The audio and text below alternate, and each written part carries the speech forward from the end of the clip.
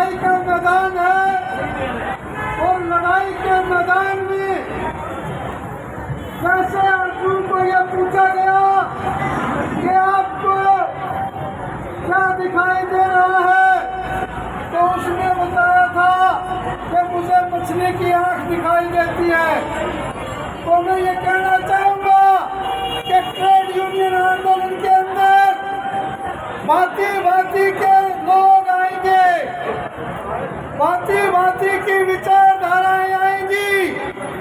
हम उन सारी विचारधाराओं को अपने आंदोलन में समर्थन करने के लिए हम उनका स्वागत करते रहते हैं। मैं अपने आप में इस बात की पुख्ता जानकारी है और हमारा निशाना कभी चूकता नहीं, हमें मछली की आंख ही दिखाई देती है। इसलिए बहनों भाइयों, वर्तमान समय की राजनीति आज कहाँ खड़ी है, मैं इस पर अपनी बात रखूंगा। हरियाणा के अंदर जनता पार्टी जेजेपी और भारतीय जनता पार्टी की सरकार है। जेजेपी का जन्म देवीलाल परिवार से हुआ है। देवीलाल वो शख्सियत था 1987 में जब उसने नौकरी कच्ची रखने के फरमान पास किए। इतिहास कभी देवीलाल की उस गलती को माफ नहीं करेगा।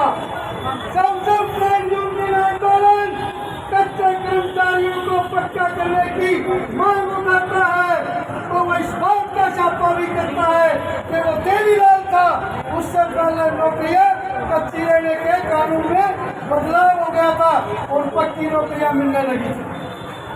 आज भारतीय जनता पार्टी की सरकार केंद्र में है। अभी भाई साहब बता रहे थे सफाई कर्मचारी आयोग के चेयरमैन वो गुड़गांव में आएंगे। आपसे मैं पूछना चाहता हूँ, सफाई कर्मचारी आयोग उसकी ड्यूटी क्या है?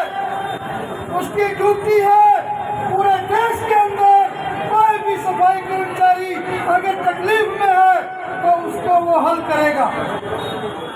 21 सितंबर से हम हड़ताल पर हैं, उससे पहले भी हम हड़तालों पर रहे हैं।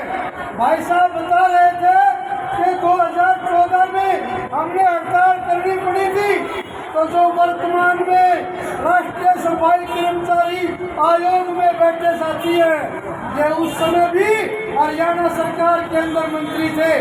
हमें पहचानना होगा केवल जातियों के आधार पर नहीं, ये ट्रेड यूनियन का आंदोलन है जहाँ नौकरी के नियम कौन तोड़ता है और उनके ऊपर सरकार में बैठकर मौत कौन लगाता है और हमारे नाम पर सड़कों पर उतरकर कौन बदलाता है, ये पहचान करने की जरूरत है। इसलिए मैं ये नहीं कहता कि हमें सारी बात गलत लगती है।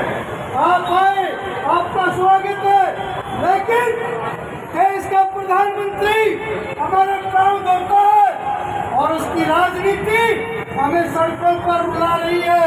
हमें कौन सी बात अच्छी लगेगी?